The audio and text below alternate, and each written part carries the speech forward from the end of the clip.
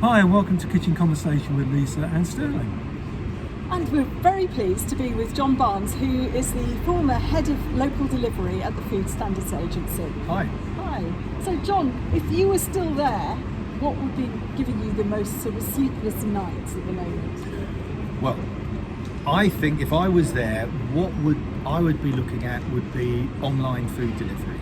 I think that that's something that potentially is going to disrupt not only the industry, but I think it sends all sorts of challenges to the regulators and the way in which they can protect consumers, their customers. And I think one of the problems for me is that people don't always know where their food is actually coming from when they make that order. It's not always absolutely obvious. They're not dealing necessarily with a particular premises. It could be one of these dark kitchens, couldn't it? Yeah, and well, funny enough, I think that these online food delivery platforms, they've got the potential to really improve things. Yeah. You know, I'm not saying that it's all bad, and these dark kitchens, it's a funny old term, but actually I've seen some of them and they're fantastic kitchens. I'm not going to mention anything about where they drop them for planning purposes, but for food hygiene and food safety, having a purpose-built place like that is fantastic. What I'm concerned about is that these online delivery platforms for food, they don't consider themselves food businesses. They consider themselves digital platforms, and they're more than that.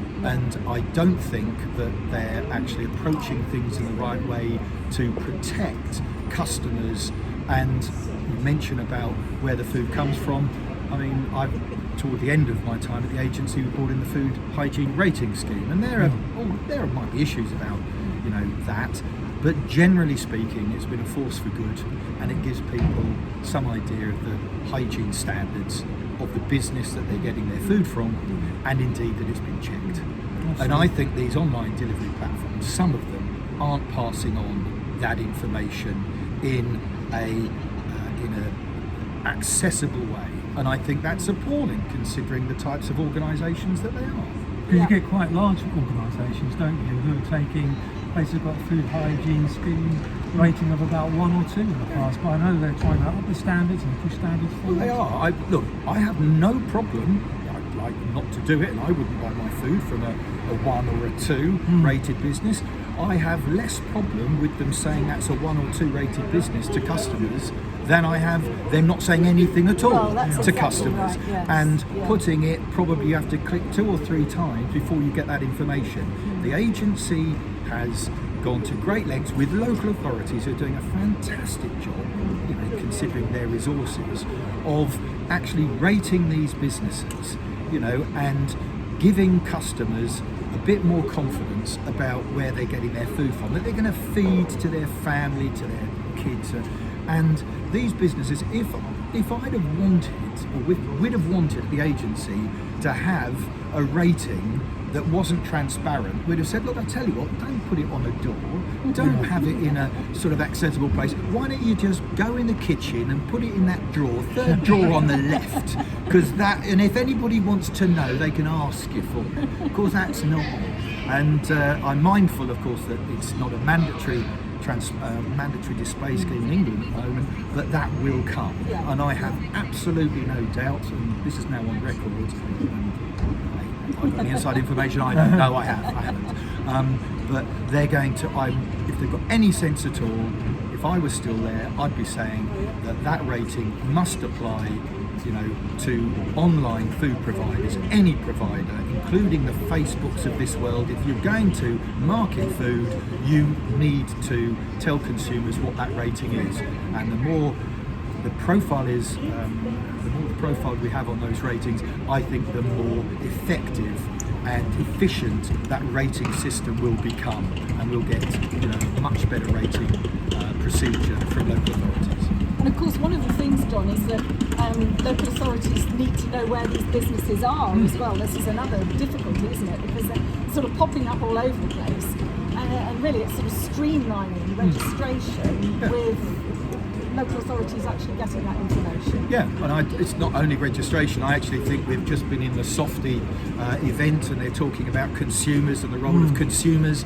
I think that if consumers see some information about of food being offered and marketed online and there's no rating given, then they should be able to report that. And that's a way of perhaps identifying some of these non-rated businesses. And secondly, businesses, if they are sort of misrepresenting their rating, it's pretty easy to do a screen of the data to sort of show that they're inflating that rating and take the right sort of action. I mean, the other thing that's cropping up more and more is EHO friends are showing me pictures of Facebook sales of sweets and all sorts of things from completely unregistered businesses, and it's very difficult to actually even know where they are. Yeah. And that's another problem. It is, and so this is all about transparency, whether it's done by registration, but certainly the Food Hygiene Rating Scheme has got a role, and online providers are going to be massive forces for good, or they're actually perversely going to reduce the transparency that people have got and that we have all together tried to build into the system. And of course, the other thing is we've all talked about trained food handlers, we're talking about allergies now, we're talking about meat-free foods. I have a concern also, the other aspect is if they don't consider themselves food businesses, all of these people that are going around doing, actually transporting the food in the last mile, they're untrained, unregulated, they probably have got no idea of the sorts of things they need to do to prevent cross-contamination, to make sure the labelling is perfectly accurate in transporting that food the final mile. So, again, I think that one of the things I would do would be not only make sure that there's mandatory rating online for these providers, that really they would then be part of the solution, not the problem, in identifying businesses, because frankly businesses are finding it difficult to operate without these sort of aggregated online delivery platforms, but also that they actually take the bull by the horns and bring in some principles and some standards for people that are going to deliver the food. That could be as simple as some sort of online training that these people have to take part in before they actually deliver food to you and me.